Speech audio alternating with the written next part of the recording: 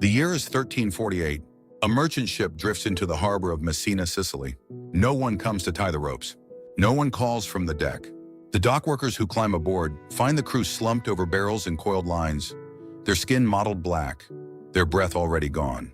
The rats scurrying off the gangplank carry something invisible, something no one in Europe has a name for yet. Within 6 months, half the people you would have passed on any street in Florence, in Paris, in London, will be dead. But here is what no one tells you about the Black Death. The real story is not about who died. It is about what the survivors did next, and how a catastrophe that killed roughly half of Europe accidentally shattered the entire economic order from the bottom up. Let's turn the page. To understand what happened after the plague, you need to understand what Europe looked like before it. By 1300, the continent held roughly 75 million people, and almost all of them lived under feudalism. That word gets thrown around a lot, so let me be precise. If you were a serf, you were legally bound to a lord's land. You could not leave. You owed him labor, days of back-breaking work in his fields, for free. You owed him a cut of your harvest. You owed the church a tithe on top of that. The system worked from the perspective of those on top because there were always more peasants than there was land to go around. Labor was cheap. Life was expendable. A lord who lost a dozen workers could replace them by the next planting season. Now strip away half those workers in a matter of months. Not gradually, not over generations, but in the span of a single terrible year. Parish registers in Florence recorded roughly 2,000 deaths in a normal year. In 1348, that number exploded to 10,000. 60 to 66% of the city gone. In Paris, roughly half the population perished. In upland Sweden, burial sites and tree-ring dating reveal a 54% collapse. Village after village fell silent. Fields stood empty. Livestock wandered without anyone to tend them.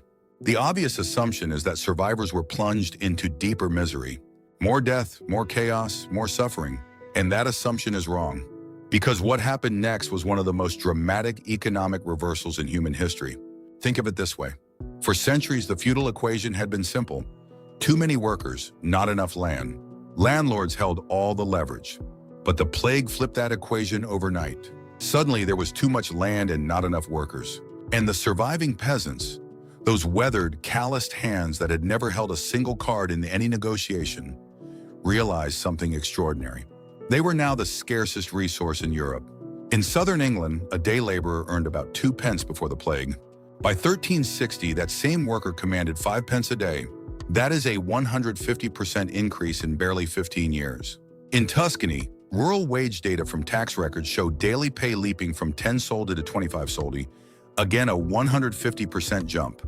In the Beauce region of France, vineyard workers, who had earned 8 deniers a day, were pulling in 18 by 1354, a 125% surge. These are not gentle upward trends on a graph. These are seismic jolts that rearranged who held power and who did not. But that still does not explain how serfdom itself began to crack apart. Here is where it gets layered. Lords were not just paying more for labor. They were hemorrhaging money from the other direction too. With fewer tenants competing for land, rents collapsed. In England, open field rents dropped from 5 shillings per acre before the plague to about 3.5 shillings by 1360, a 30% freefall. In Flanders, seigneurial rents fell 25% in the same decade. Landlords who had once dictated every term of every lease now found themselves scrambling to keep anyone on their estates at all. So they made concessions that would have been unthinkable a generation earlier. Some converted compulsory labor obligations into cash payments. Others shifted entirely to sharecropping arrangements, splitting the harvest rather than demanding free labor. Bohemian manorial records show that 12% of serfs renegotiated their way into sharecropping contracts by 1360. In England, the proportion of formerly freed serfs, people who had received official documents of manumission, rose from about 2% before the plague to 7% by 1370. A small number perhaps, 5 to 15% across different regions. But remember, these were people who had been legally property. Every single manumission was a crack in a wall that had stood for centuries. And the lords did not accept this quietly. In England, Parliament passed the Statute of Labourers in 1351, attempting to freeze wages at pre-plague levels and forbid workers from leaving their parishes. It was in essence a law that said the basic forces of supply and demand were illegal. Would you have obeyed it? Neither did the workers.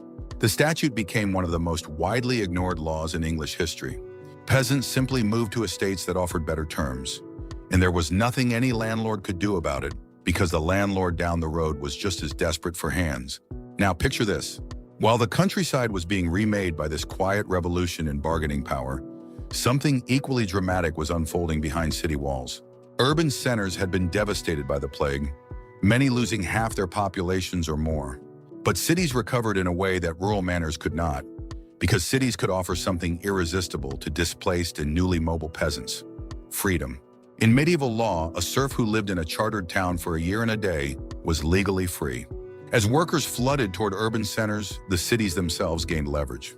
Town councils, guild masters, and merchant elites saw an opportunity. They approached royal authorities with a proposition: grant us new charters, more self-governance, broader commercial rights, and in return, we will deliver the tax revenue and loans your depleted treasury desperately needs. The monarchs, strapped for cash after losing enormous portions of their tax base to the plague, agreed. Between 1350 and 1380, Flanders alone saw 40 new town charters issued. In England, borough and corporations jumped 30% between 1350 and 1400. These were not symbolic gestures. Each charter was a transfer of real political power away from feudal lords and toward urban self-government. Cities could now set their own market regulations, collect their own tolls, administer their own justice. The medieval town was becoming something that looked, faintly but unmistakably, like the seed of the modern municipality. But what about the church? French clergymen in Clermont watched their tithe collections drop 38% after the plague. Parishes that had once filled their baskets with a tenth of every harvest now gathered offerings from half-empty congregations, farming reduced acreage. The spiritual authority of the church, already strained by its failure to explain or prevent the catastrophe, now faced a very material crisis. It had fewer souls to tax and less moral capital to demand payment. As the story unfolds, there is another twist that most histories bury in footnotes. Labor scarcity did not just redistribute wealth, it sparked innovation. When you cannot hire enough workers, you build machines. This is not a modern insight. It played out across 14th century Europe with remarkable speed. In Swabia, documented water mills increased by 20%, from 150 to 180 sites between 1350 and 1375. In East Anglia, fulling mills, the heavy mechanical hammers that processed wool, jumped by 50% by 1365. New plow designs spread along trade routes. Early block printing experiments appeared in 1360's Ghent, a proto-press innovation born not from idle curiosity, but from the desperate need to do more with fewer hands. The common narrative says great inventions come from visionary geniuses working in isolation.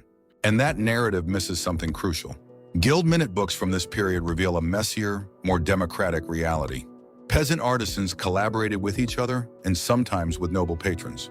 The innovations were born on workshop floors, driven by market imperatives, not by any single brilliant mind. A blacksmith who lost half his apprentices to plague figured out how to make a water wheel do the work of 4 men. A fulling mill operator who could not hire enough laborers redesigned his hammers to require fewer. Scarcity was the mother of invention in the most literal sense. Some historians push back against this entire narrative. They argue that it was not labor scarcity and peasant bargaining that truly dismantled feudalism, but rather the strategic consolidation of power by monarchs. Kings used plague-related loans, urban charters, and new taxation systems to centralize authority. The standing armies, the coinage reforms, the legal centralization, these were top-down moves by crowns that happened to coincide with the plague's aftermath. From this perspective, the working poor did not engineer systemic change. They were simply pawns in a larger game played by monarchs who exploited the crisis to tighten their own grip. It is a serious argument, and it is not entirely wrong. Royal power did expand enormously in the century after the plague, but here is what it misses. Those monarchs needed the cities, and the cities needed the workers. And the workers, for the first time in memory, could choose where to go and what terms to accept. The crown could issue all the charters it wanted, but without a mobile, empowered labor force creating the urban wealth that funded those charters, the whole chain collapses. Power did not flow in one direction. It cascaded through every link. There is one more dimension that deserves attention, and it involves the people most often erased from medieval economic history: women. Reconstructed ledger data from East Anglia shows that women's daily wages surged by 166% after the plague, from 1.5 pence to 4 pence. Men's wages in the same region rose by 120%. In raw terms, the gap was still there, but the rate of change was faster for women. For the first time, female labor was being visibly repriced by the market, not because anyone decided women deserved more, but because the economy physically could not function without them. By 1500, Europe's population had crawled back to roughly 70 million, still below the 75 million mark of 1200 years earlier. Many regions never fully regained their pre-plague densities for centuries, but the world those people lived in was unrecognizable from the one their great-great-grandparents had known. Compulsory labor was dying or dead across most of Western Europe. Wage labor had become the norm. Cities governed themselves. Mechanical mills ground grain, fulled cloth, and pressed materials at scales unimaginable before the crisis. The feudal house of cards had not collapsed all at once. It had been dismantled piece by piece from the bottom up by millions of individual negotiations, migrations, and acts of quiet defiance. Was it a revolution? In Milan in 1351, 1,200 farmers organized a tax strike, refusing new obligations imposed by desperate lords. That looks like collective action. In England, the Peasants' Revolt of 1381 would make the demand explicit. No more serfdom, no more statute of laborers, no more pretending the old world still held. These were not random outbursts. They were the political expression of an economic reality that had been building for decades. And here is the question that lingers. Climate data from tree ring studies suggests that the Little Ice Age was already stressing European agriculture before the plague arrived.